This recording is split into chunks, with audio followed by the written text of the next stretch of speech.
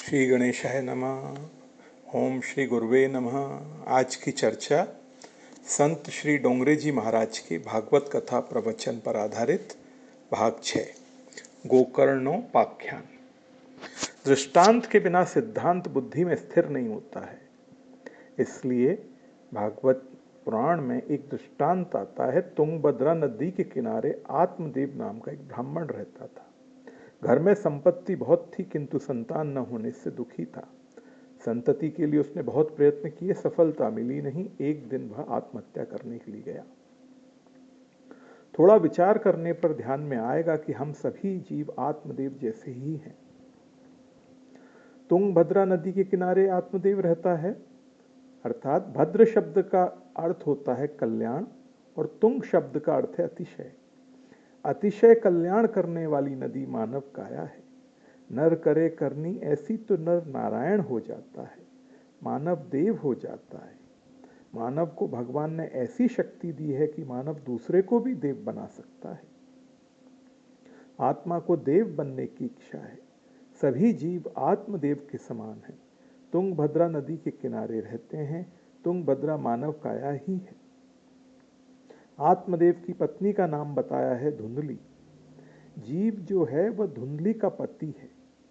महर्षि व्यास ने जो वर्णन किया है वह सभी वर्णन अपनी बुद्धि पर घटता है। धुंधली कैसी है? लोक वार्ता रता क्रूरा प्रायशो बहुजल्पिका। बुद्धि संसार का विचार करती है, संसार जिसने बनाया है उसका विचार नहीं करती। जगत का विचार करने से क्या लाभ?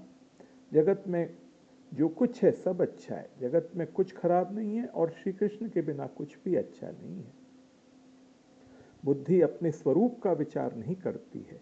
मैं कौन हूँ, मैं कैसा हूँ, मैं कहाँ से आया हूँ, मुझे कहाँ जाना है। मानव जगत को देखता है, मानव अपने स्वरूप को देखता नहीं है। जगत कैसा है उसका विचार वह करता है। उससे क्या लाभ है? सभी की बुद्धि धुंधली जैसी है। संसार की बातें सुनने में मजा आता है। लोक वार्ता रता क्रूरा। सभी की बुद्धि प्राय ऐसी होती है। जो संसार के सुख का, काम सुख का, विषयों के सुख का चिंतन करता है वह कपटी होता है, हृदय क्रूर बन जाता है। भगवान की सेवा पूजा में, भगवान के नाम कीर्तन में आंख में आंसू क्यों नहीं आते? हृदय क्यों पिघलता नहीं है? हृदय पत्थर के जैसा कठिन है। लोक वार्ता रता क्रूरा प्रायशो बहुजल्पिका। मानव की बुद्धि धुंधली की जैसी है। सभी जीव धुंधली के पति हैं। जीव का संबंध बुद्धि अर्थात धुंधली के साथ हुआ है। सत्संग करे तो विवेक रूपी सत्पुत्र का जन्म। उसने सत्संग नहीं किया है। बिनु सत्संग विवेक न होई, राम कृपा बिनु सुलभ न सोई। विवेक ही सत्पुत्र है। यह विवेक रूपी सत्पुत्र जीवात्मा को भगवान के चरणों में ले जाता है। पुत्र शब्द का अर्थ होता है पुम नाम नरकात त्रायते सपुत्र। जो भगवान के चरणों में ले जाता है, जो दुर्गति से बचाता है, वह विवेक ही सत्पुत्र है। विवेक रूपी सत्पुत्र सत्संग करने से मिलता है, संपत्ति से नहीं। आपने संपत्ति का बहुत उपयोग किया, बहुत उपभोग किया और सत्संग नहीं किया तो व्यर्थ है। जिसको विवेक नहीं है वह संसार नदी में डूबकर मर जाता है। आत्मदेव आत्महत्या करने के लिए गया है। भगवान की थोड़ी कृपा हुई है, एक संत का दर्शन हुआ है। संत से उसने कहा, महाराज घर में खाने के लिए बहुत है, खाने वाला कोई नहीं है, इसलिए मैं मरने के लिए आया हूँ। मैं आत्महत्या करने के लिए आया हूँ, मेरे घर में पुत्र नहीं है। संत ने समझाया, पुत्र नहीं है तो अच्छा है, अपना कल्याण तुम्हें स्वयं ही करना है। तेरा पुत्र क्या करेगा? अपना श्राद्ध स्वयं ही करना है। कलयुग के बहुत से पुत्र ऐसे होते हैं कि उनको माता पिता का श्राद्ध करने की फुर्सत नहीं होती है, श्राद्ध करने की इच्छा नहीं होती है, माता पिता के उपकार को भूल जाते हैं। शरीर में जो रुधिर है वो माता ने दिया है, शरीर में जो हड्डी और मांस है वो पिता ने दिया है। माता पिता के उपकार को कभी भूलना नहीं। संत ने समझाया, अरे पुत्र श्राद्ध करेगा तो मेरा उद्धार होगा, ऐसी आशा रखना नहीं। अपना श्राद्ध तुम्हें स्वयं ही करना है, अपना पिंड दान तुम्हें स्वयं ही करना है। शरीर को पिंड कहते हैं, शरीर पिंड परमात्मा को अर्पित करना है। वैष्णव इसीलिए गले में तुलसी की कंठी धारण करते हैं। ये शरीर भोग के लिए नहीं है, यह शरीर भगवान को अर्पण हो गया। जिस वस्तु में आप तुलसी पत्र रखते हो वह कृष्णार्पण हो जाती है। तुलसी पत्र के बिना भगवान स्वीकार नहीं करते। गले में तुलसी की माला धारण करने का अर्थ यह है कि यह शरीर अब भगवान को अर्पण हुआ है। शरीर भगवान का है, भगवान के लिए है। शरीर अब भोग के लिए नहीं है। संत समझाते हैं, अपना पिंडदान तुम्हें स्वयं ही करना होगा। पुत्र श्राद्ध करेगा, मेरा उद्धार होगा, ऐसी आशा रखना नहीं। सन्यासी महात्मा ने सुंदर उपदेश दिया, पर आत्मदेव को अच्छा नहीं लगा। उसने कहा, महाराज पुत्र तो होना ही चाहिए। गोद में बालक हो तो उसके साथ खेलने में बहुत मजा आता है, सुख होता है। आप क्या समझोगे? मुझे पुत्र दो, उसने दुराग्रह किया है। संत ने कहा, तुम्हारे भाग्य में पुत्र का सुख नहीं लिखा है, तू दुखी होगा।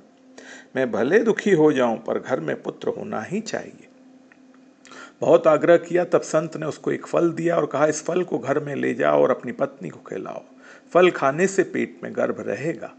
गर्भ रहने के बाद दोनों का जीवन पवित्र होना चाहिए। सगर्भा स्त्री के लिए धर्मशास्त्रों में बताया गया है, सगर्भा स्त्री जैसा कर्म करती है उसके कर्म का असर गर्भ के ऊपर होता है। बालक पेट में आए उसी दिन से उसको अच्छे संस्कार देने की जरूरत है। पुत्र होने से सुख नहीं मिलता है, सत्पुत्र होने से सुख मिलता है। उसको अच्छे संस्कार देना चाहिए। पति पत्नी दोनों का जीवन पवित्र होना चाहिए। संत ने फल दिया, आत्मदेव फल को लेकर घर में गया है। उसने पत्नी के हाथ में फल दिया, खिलाया नहीं। धुंधली ने कहा, अभी मुझे फुर्सत नहीं है, कल खाऊंगी। आत्मदेव की भूल यह है कि अपने सामने पत्नी को खिलाया नहीं। सत्संग में विवेक रूपी फल मिलता है, वह फल घर में जाकर अपनी पत्नी अर्थात बुद्धि को खिलाना चाहिए, अर्थात मनन करना चाहिए। बुद्धि को संसार मीठा लगता है। धुंधली ने अपनी छोटी बहन के साथ बातें की है, मुझे फल खाने को कहते हैं, फल खाने से गर्भ रहेगा, पुत्र होगा। मुझे फल खाने की इच्छा नहीं है, मैं वंध्या हूं, यही अच्छा है। प्रसूतो दारुणम दुखम सुकुमारी कथम सहे। प्रसूति में दुख है, बालक का बड़े करने में भी बड़ा दुख है, मैं वंध्या हूं, यही अच्छा है। धुंधली ने वह फल खाया नहीं। उसकी छोटी बहन उसे समझाती है, फल गाय को खिला दे, जो कुछ होने वाला होगा वह गाय को होगा। कुछ महीनों के बाद मेरे यहाँ बालक होने वाला है, मैं अपना पुत्र तुम्हें दे दूंगी। धुंधली ने वह फल गाय को खिलाया, आत्मदेव के साथ कपट किया है। मैंने फल खाया है, मेरे पेट में गर्भ रहा है। बुद्धि की छोटी बहन मन है। मन और बुद्धि मिलकर जीव को धोखा देते हैं।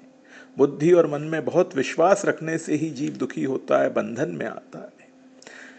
फल खाया नहीं, गाय को खिला दिया। आत्मदेव से कहा, मैंने फल खाया है, मेरे पेट में गर्भ है। जब उसकी छोटी बहन के बालक हुआ तो उस बालक को रात्रि में ले आई और उसका नाम उसने धुंधुकारी रखा। संत ने जो प्रसाद दिया था वह प्रसाद गाय माता के पेट में था।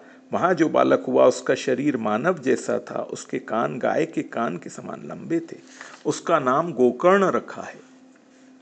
गोषु उपनिषद गर्ण यस्य स गोकर्ण। गो शब्द का अर्थ गाय होता है और गो शब्द का दूसरा अर्थ उपनिषद भी होता है। सर्वोपनिषदो गावः। गोकर्ण जी महान ज्ञानी हुए और धुंधुकारी दुराचारी हुआ। ऐसा दुष्ट था धुंधुकारी कि शव हस्तेन भोजनम, अर्थात मुर्दे के हाथ से भोजन भी खा लेता था। शव के हाथ का मानव कैसे खा सकता है? जिस हाथ से भगवान की सेवा पूजा नहीं होती है वह हाथ शव के समान है। खाने से प्रथम थोड़ा विचार करो, प्रभु प्रसन्न हो ऐसा कोई सत्कर्म मैंने किया कि नहीं किया? मैंने आज प्रेम से पूजा की कि नहीं? मैंने आज भगवान के नाम का जप किया कि नहीं? आज किसी गरीब को मैंने थोड़ा भी कुछ दिया कि नहीं? कोई भी सत्कर्म किए बिना जो खाता है वह शव के हाथ से खाता है। शव हस्तेन भोजनम। धुंधकारी स्नान नहीं करता है। स्नान करता होगा, स्नान करने के बाद सत्कर्म न करे तो वह स्नान किस काम का? कभी कभी कुत्ता भी गंगा जी में स्नान करता है। कुत्ता गंगा जी को पानी समझता है। कुत्ता स्नान करने के बाद सत्कर्म नहीं करता है। सत्कर्म न करे तो स्नान व्यर्थ है। सत्कर्म करने के लिए स्नान है। धुंधुकारी 5 वेश्याओं के साथ रहता है। पंचपन्य वधु व्रतः, 5 वेश्याओं में फंसा हुआ है। 4 बताते नहीं है, 6 बताते नहीं है, 5 बताते हैं। शब्द, स्पर्श, रूप, रस और गंध, ये 5 विषय ही 5 वेश्याएं हैं। पाप करके जो सुख भोगता है वह धुंधुकारी के जैसा ही है। धुंधुकारी दुराचारी हुआ है, माता पिता को भी त्रास देता है। गोकर्ण जी एक दिन अपने पिताजी को समझाते हैं, देहे स्थिमांस रुधिरे भीमतिम त्यज्य त्वम जाया सुतादिषु सदा ममताम विमुंच पश्यानिशम जगदीदम क्षण भंग निष्ठम वैराग्य राग रसिको भव भक्ति निष्ठ धर्मम भजस्व सततम त्यज्य लोक धर्मान सेवस्व साधु पुरांजशे काम तृष्णाम अनन्यस्य दोष गुण चिंतन माशु मुक्त्वा सेवा कथा रम समहो नितराम पिबत्वम। पिताजी, अब मृत्यु समीप में है, आपका घर भगवान के चरणों में है, एक दिन यह घर छोड़ना ही होगा, समझ करके छोड़ना अच्छा है। गोकर्ण जी ने सुंदर उपदेश दिया है। आत्मदेव गंगा किनारे आए हैं, प्रातः काल में आदि नारायण परमात्मा का ध्यान करते हैं, मानसी पूजा करते हैं, सूर्योदय होने के बाद दशम स्कंद का पाठ करते हैं। दशम स्कंद में श्री कृष्ण की अति मधुर लीला है। यह संसार माया की लीला है। माया की लीला देखने से, माया की लीला का स्मरण करने से मन बहुत बिगड़ जाता है। दशम स्कंद का पाठ करने से मन श्री कृष्ण लीला का चिंतन करेगा। दशम स्कंद में श्री कृष्ण लीला का दर्शन होता है। जो बहुत प्रेम से, शांति से, अर्थानुसंधान के साथ पाठ करता है, दशम स्कंद के पाठ में उसको प्रत्यक्ष भगवान का दर्शन, भगवान की एक एक लीला का दर्शन हो जाता है। सभी प्रकार के जीवों का कल्याण करने के लिए, जीवों का आकर्षण करने के लिए भगवान लीला करते हैं। श्री कृष्ण लीला ऐसी है जिसमें सभी को आनंद आता है। अर्थानुसंधान के साथ पाठ करना चाहिए। पाठ करो तब भगवान यहाँ विराजमान है, मैं जो बोलता हूँ वो भगवान सुन रहे हैं, ऐसी भावना रखो। भगवान का दर्शन स्मरण करते हुए पाठ करो। एकाग्र चित्त से पाठ करने में बहुत आनंद आता है। श्री कृष्ण की मधुर लीला का सतत चिंतन करने से मन की शुद्धि होती है, श्री कृष्ण दर्शन की इच्छा होती है। आत्मदेव प्रतिदिन दशम स्कंद का पाठ करने लगे हैं। एक दिन पाठ की समाप्ति में प्रेम से भगवान का जय जयकार किया है। जयकार करते ही प्रत्यक्ष श्री कृष्ण प्रकट हो गए। आत्मदेव भगवान को वंदन करता है, भगवान ने उसको उठाकर छाती से लगाया है। जीव और ईश्वर का मिलन हुआ है। आत्मदेव अब सच्चा देव हो गया है। जो भागवत का आश्रय करता है वह देव हो जाता है। आज की चर्चा में बस इतना ही। ओम श्री गुरुवे नमः।